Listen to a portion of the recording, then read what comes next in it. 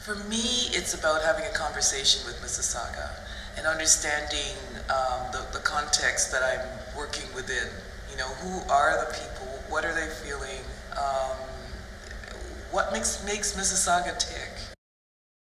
I'm interested in speaking to people where they live, work, and play, and to have a broader conversation than that. And so I realized that, you know, there's got to be other artists who are doing this too. And I found this book by Susie Gablig. It's called The Reenchantment of Art. And it was my Bible. When I was in school, this is the book that really gave me a model for how to do this. They were all mostly women artists, or maybe they were all women artists, and they were all working within the environmental movement, and they were basically doing all kinds of things that broke down the boundary between the gallery, the art world, you know, people on the street. The idea that there are people around us that are doing work that we depend on, but this work is so hidden from us. So it's making the things that are hidden visible and palpable and really acknowledging them. And so for me, that piece really spoke to me, and it's really something that has influenced the work that I've done as an artist. When many people think of art, they immediately think of, you know, traditional forms, paintings, sculptures. For someone who perhaps isn't really familiar with relational art or the kind of work that you do, what would you tell them basically? Why is something like that art? What makes it art? That's a good question. And it's always tricky to try to explain what relational art is. And I mean, this kind of work goes by several names. I call myself a performance artist or social practice artist. For me, the purpose of art, or the kind of art that I'm personally interested in and invested in, is the kind of art that makes people stop and think. I don't want to tell people what to think, but I want people to think, to rethink, to just really open their minds and see what's around them. And I want to make the kind of art that facilitates conversations, and especially conversations that are difficult, you know, to really delve into the places that we don't normally go. And so that's why I do the work I do. You know, one of the pieces that I've become known for is a persona that I created called Miss Canadiana. Now, I created this 11 years ago, and I'm still performing this persona because she's still needed. And Miss Canadiana is a beauty queen who represents Canada, basically. So I transform myself into Miss Canadiana, and I have traveled across Canada and to many different countries as Miss Canadiana.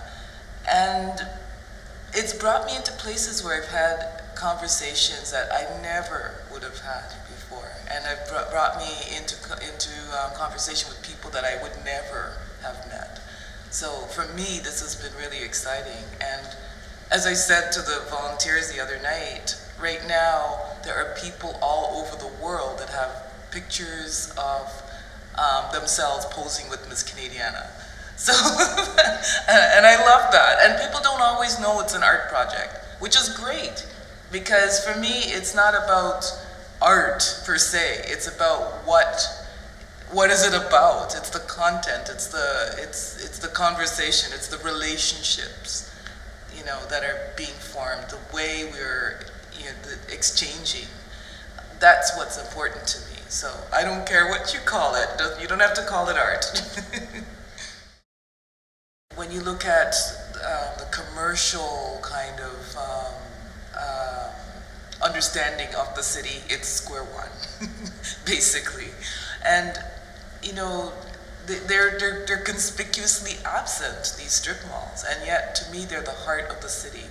I was on a bus the other day, and the bus driver was talking about, we were driving around Square One, and the bus driver was talking about this amazing place where there's Portuguese and Italian pastries, and it's you know, family owned, and it's just this wonderful place that she just loves to go with her family. And of course it's in a strip mall. You know, those kind of places aren't in the official brochures, and I'm always interested in these hidden histories and these hidden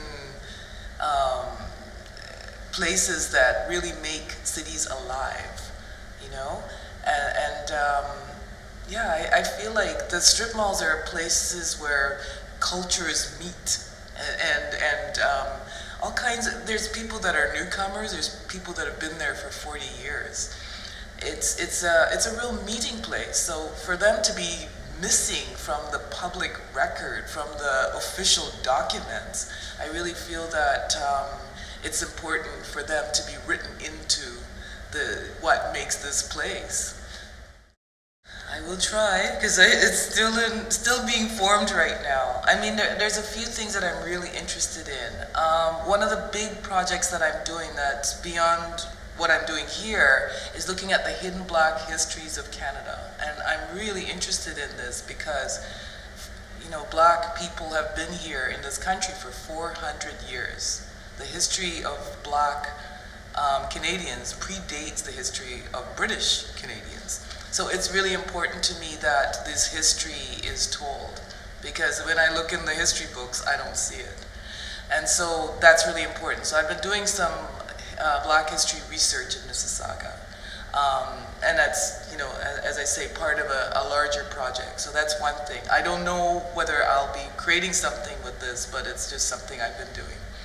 The other thing is the strip malls. I'm really interested in them, and I'm not sure what I'm going to do. I would love to rewrite the, you know, the little brochures that are sent out to represent Mississauga. I would really love to rewrite them and remap the city with the strip malls up front and center, because for me this is, you know, a part of the soul of the city. What keeps the city alive and what makes the city vibrant. And so I would really love to just even have just the strip malls in the, I mean, that's a huge project. I could see doing that, but it would take me a long, long time. And it's not a static thing either. It's a dynamic thing. People come and go. It's about movement and fluidity. And so when you create a brochure, it's fixed. And for me, I really don't like things that are fixed, because nothing's fixed. Everything's about movement and change. Yeah. If you could describe Mississauga in one sentence. Impossible. Impossible. I think I'm still discovering Mississauga, and there's still so much. It's a huge city. It's really big, and there's so many facets to it, and there's a lot of places I haven't even seen yet. So yeah, impossible to do. Wouldn't even try. It's a great place to end it, I think. And is there anything that you wanted to say about your project that I haven't covered? Oh boy. Can't really think of anything else right now. Of course afterwards I'll think about something, but right now, no.